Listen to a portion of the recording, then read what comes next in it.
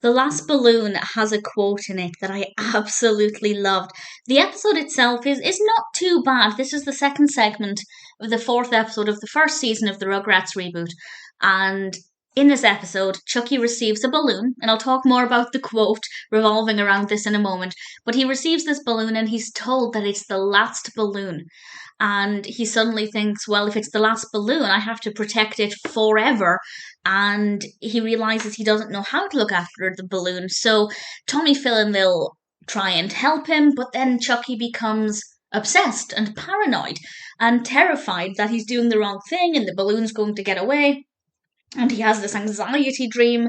And it's one of those episodes that show you really need to be careful with what you say around children because sometimes they will take things literally or they'll misunderstand something. This happens a lot in Rugrats. It's often a device that drives the narrative forward, and this is definitely the case here.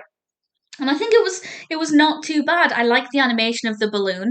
It's very bright and vivid and red and shiny.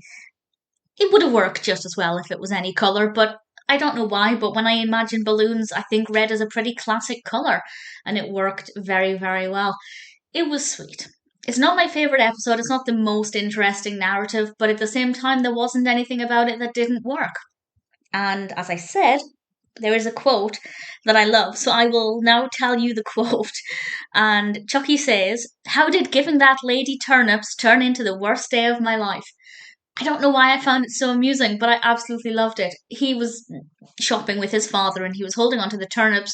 He gave the cashier the turnips and she gave him a balloon. And that's how that exchange happened. And it's not a quote I was expecting to hear. So it entertained me quite a bit. We also have a subplot with Stu's invention, and actually Chuckie gets into a situation that could have killed him. To be quite frank, it's unusual that the babies would get into a situation that's so dangerous that they could have died.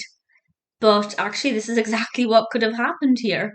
I feel like Stu should have been a little bit more panicked about what happened as a result of his invention, but nevertheless, it played out really well. Not an all time favourite episode, but a good story, and definitely one that I think works really well.